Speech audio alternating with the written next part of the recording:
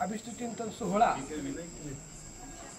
आणि दर्दी असलेली सर्व माणसं ज्यावेळेस एकत्र येतात त्याच वेळेस इतिहास सांगतो की क्रांती घडायला वेळ लागत नाही।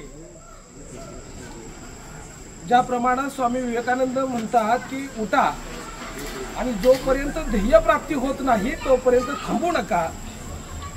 आणि या युक्तीप्रमाणे साजेसे असं व्यक्तिमत्व म्हणजे कराळे सर आहे।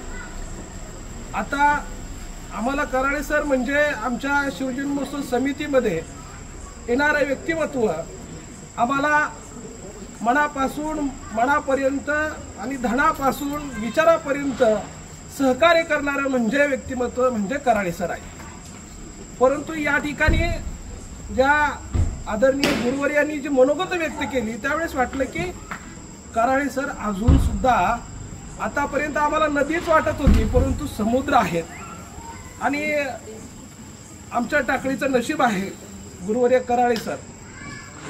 कारण सुहासिनी म्हटलं का कराळे सर आठवतं पण कराळे सर म्हटलं का सुहासिनी आठवत नाही। ज्यावेळेस सुहासिनी नाव देण्यात आलं का कराळे सर आठवतात। म्हणजे तुम्ही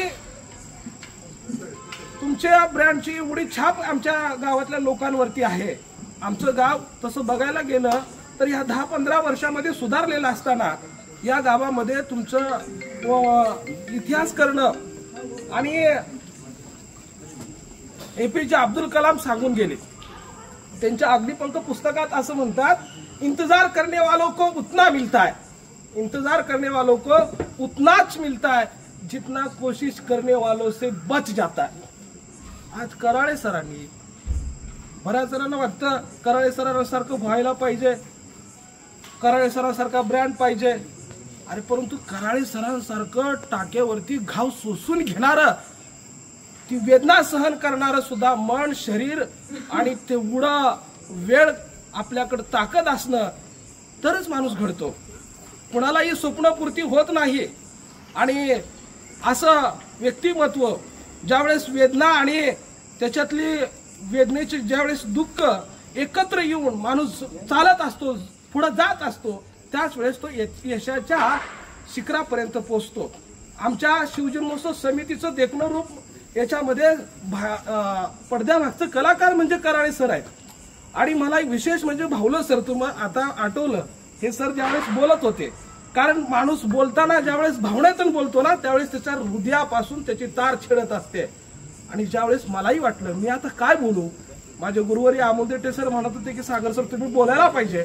मी म्हटलं आता मला काहीच माहित नाही मी कसं बोलू, पण माझं मन म्हटलं की ज्यावेळेस या स्वराज्याचं देखणं स्वरूप साकार झालं आणि आज आपण त्या मातीमध्ये उभा असताना छत्रपती शिवाजी महाराजांची ही मागल्या वर्षीची जयंती चालू वर्षीची त्यामध्ये कराळे सरांनी एक वक्ता आणला होता सर, विद्यार्थी होता त्या विद्यार्थ्याचं नाव मला माहिती नाही। आणि आमच्या गुरुवर्य जाधव सरांनी सांगितलं की तुम्ही आता कराळे सर आले तर तुम्ही बोला जरा। कराळे सरांचा मोठेपणा कारण वक्ता आज तुम्ही सगळीकडे बघा वक्ते भरपूर आहेत, मला पाकिट मिळालं पाहिजे, मला टाळ्या वाजल्या पाहिजे, माझं नाव झालं पाहिजे ह्याच्यासाठी प्रसिद्धी ही कुचक्या अन्नासारखी आहे परंतु ही लोकांना कळत नाही आणि मग वक्ता मागे पडतो आणि वक्त्याचं प्रसिद्ध पण कुठं पडायला निघून जातं। आणि तेच प्रसिद्ध पण मी या कराळे सरांकडून पाहिलं ते मनाला भावलं। कराळे सरांनी आपलं मनोगत न व्यक्त करता त्या आणलेल्या एका मित्राच्या मुलाला म्हटले की तू हा चांगला विचार मांडतो आणि ह्या तरुणाला बोलायला संधी द्या।